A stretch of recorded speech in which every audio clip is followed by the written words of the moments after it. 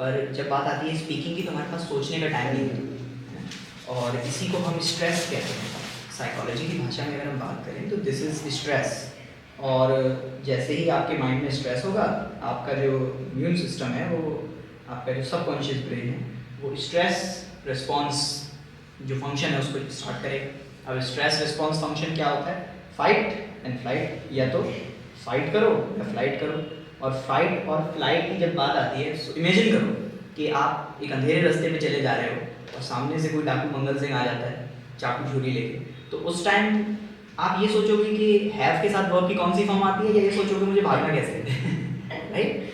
इसीलिए आपका subconscious brain जो है वो उस समय आपके दिमाग को स्विच ऑफ कर देता है every other function. Example, imagine करो कि देश में इमरजेंसी लगी है, और जिस समय देश में इमरजेंसी, जैसे अभी लड़ाइयाँ हो रही थी ना, हमारा कुछ हो गया था बीच में, झगड़े हुए थे, तो उस टाइम पे जब देश में ये चल रहा था, उस टाइम पे कितनी सारी चीज़ें मतलब रोक दी गई थी। इलेक्शंस होना, जितने एक्स्ट्रा काम होते हैं सब रोक दिए जाते हैं। क्यों? क्योंकि उस समय देश में युद्ध चल रहा है। सबसे इम्पोर्टेंट उस समय क्या काम होते हैं? ड्रिल्स करो, मॉक ड्रिल्स हो रहे हैं, लाइट्स बंद करो, सायरन्स की आवाज़ें सुन के कैसे रिएक्ट करना है, एम्बुलेंस कैसे मूव करेंगे, ये बातचीत होती है।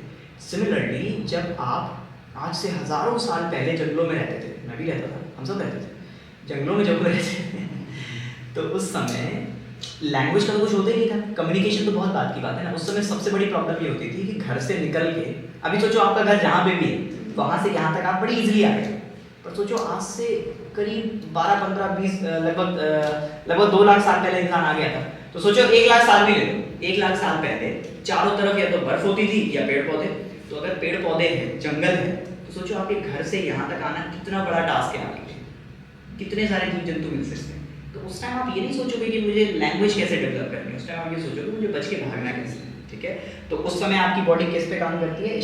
स्ट्रेस रिस्पॉन्स सिस्टम, जिसका सीधा सा मतलब क्या है? फाइट और फ्लाइट। अब चेंजेस क्या आए हैं वो मैं आपको बताता हूँ। देखो, हमारा जो सबकॉन्शियस ब्रेन है ना, वो डेवलप हुआ है उस माहौल में जहाँ हमें झगड़ना होता था, लोगों से बचना होता था।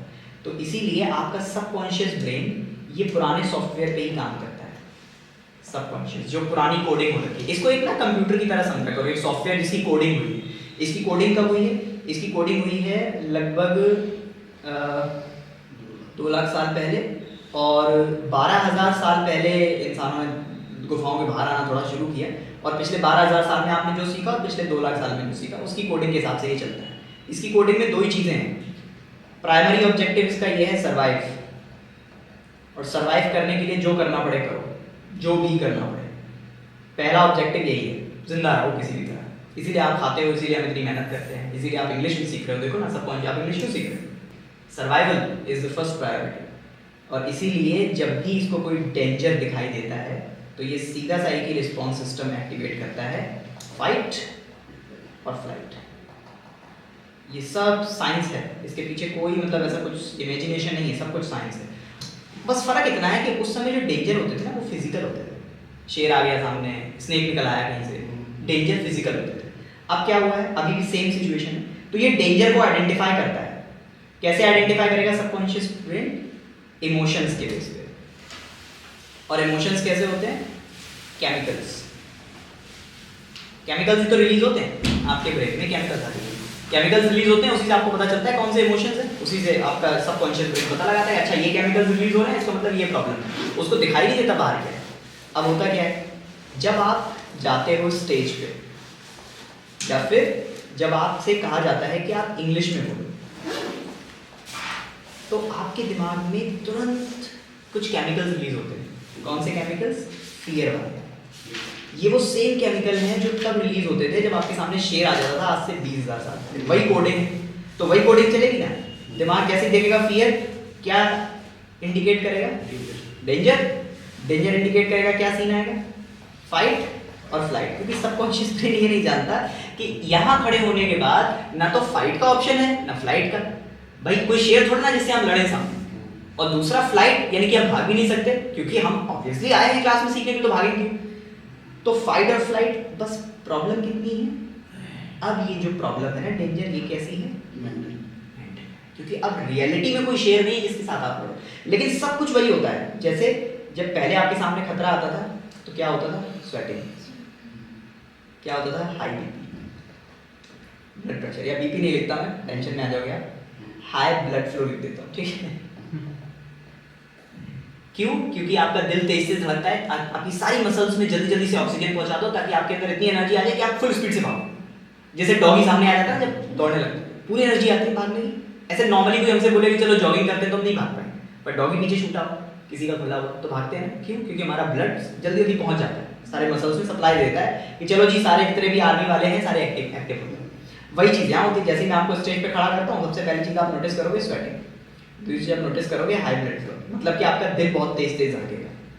क्योंकि दिल तेज धड़कता है तो हमें टायर्डनेस भी फील होती है। थोड़ी देर बाद आप अपनी सीट पे बैठोगे तो बचिए सब कुछ सेम वैसे काम करता है, बिल्कुल बिल्कुल प्योर साइंस है। तो अब तरीका क्या है?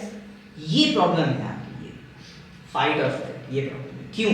क्योंकि इसका मतलब होता है देश में इमरजेंसी, और देश में इमरजेंसी लगने का मतलब होता है कि जितने भी अदर फंक्शंस हैं उन सबको पॉज करो, स्टॉप करो, तुरंत रोक दो।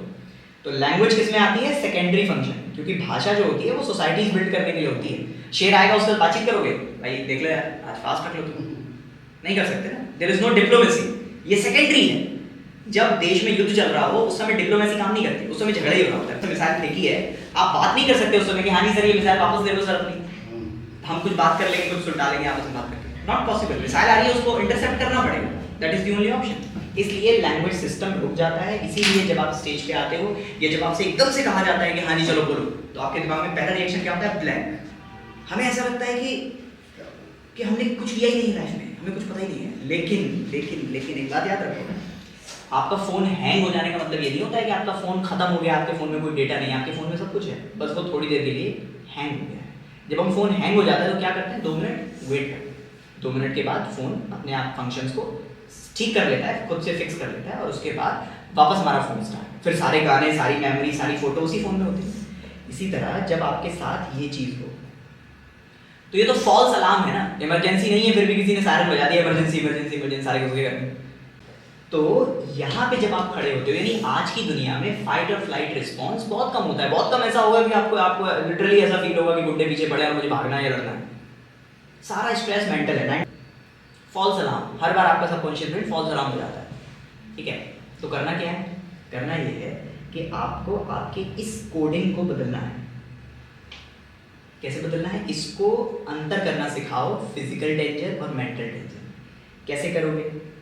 उसका सबसे बड़ा उदाहरण है फेस द फियर। क्योंकि लिटरली सोचो होता क्या है कि ये देखा करो किसी भी खतरे से पहले कि इस खतरे से होने वाले नुकसान क्या है, व्हाट आर द हार्म्स, नुकसान क्या है। अब नुकसान की अगर हम बात करें तो देखो, फिजिकल और मेंटल। आपके सामने शेर आ गया है, नुकसान क्या है? सर्वाइव करने में प्रॉब्लम, सीधी। क्या करना है? भागो, डिप्लोमेसी काम नहीं करेगी। आपके सामने मेंटल स्ट्रेस आ गया, इंटरव्यू चल रहा है, क्या सर्वाइवल पे कोई कमी आ रही है? नहीं, क्या फर्क पड़ता है, एक जॉब नहीं मिलेगी दूसरी मिल जाएगी। बट अगर हम इस वजह से इंटरव्यू में पार्टिसिपेट ही ना करें क्योंकि हमारा सबकॉन्शियस ब्रेन हमें डरा रहा है, इसका मतलब ये नुकसान का कारण है ना, क्योंकि हम हमेशा डरते हैं। तो क्या करो? स्ट्रेस क्या है? ये कौन सा फियर है? ये ऐसा फियर है जिसको फेस किया जा सकता है। क्या फर्क पड़ेगा? फेस करना है फियर, कोई हमारे सर्वाइवल की तो प्रॉब्लम नहीं है। थोड़ी देर के लिए हम अनकंफर्टेबल फील करेंगे, थोड़ी देर ना अनईजी रहेंगे, अनकंफर्टेबल, या फिर जल्दी से सोचते जल्दी बात करने निकल जाए मुझसे। हाँ ये रहेगा। अब अनकंफर्टेबल रहेंगे। लेकिन एक चीज़ और देखो ना, एक चीज़ देखो, जो हमसे पहले जो पुराने बड़े बड़े फिलोसफर्स हुए हैं उन्होंने एक बात लिखी है। उन्होंने ये कहा है कि कंफर्ट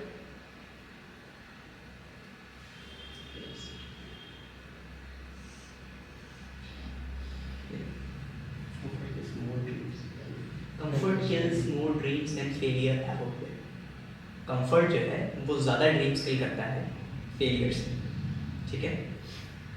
तो इसलिए आपको इस बात का ध्यान रखना है कि जहाँ भी आपको ऐसा लग रहा है कि आप कंफर्टेबल हो, ऐसे में कंफर्टेबल हो, बस समझ लो वहाँ पे आपकी ग्रोथ रुक रही है, आप ग्रो ही नहीं कर पाओगे। कंफर्ट में कभी ग्रो नहीं होते। घर में जो पौधा उगाते हो ना, वो कंफर्ट में होता है, उसको टैप वाटर नहीं देते, उसको हम बढ़िया पानी देते हैं, सारा ध्यान रखते हैं, फिर भी उसके उतने नखरे होते हैं उस पौधे के जो घर में लगाते हैं, उतना ही ध्यान रखना पड़ता है। और बाहर देखो जो पेड़ लगे हुए हैं कंफर्ट जोन से बाहर है, कोई उनका ध्यान नहीं रखता, और कितने मजबूती से लगे। सरकार रोड के किनारे पेड़ लगा के छोड़ देती है, देखो कितने बढ़िया लगे हुए, कंफर्ट के बाहर ही ग्रोथ है, ध्यान रखो।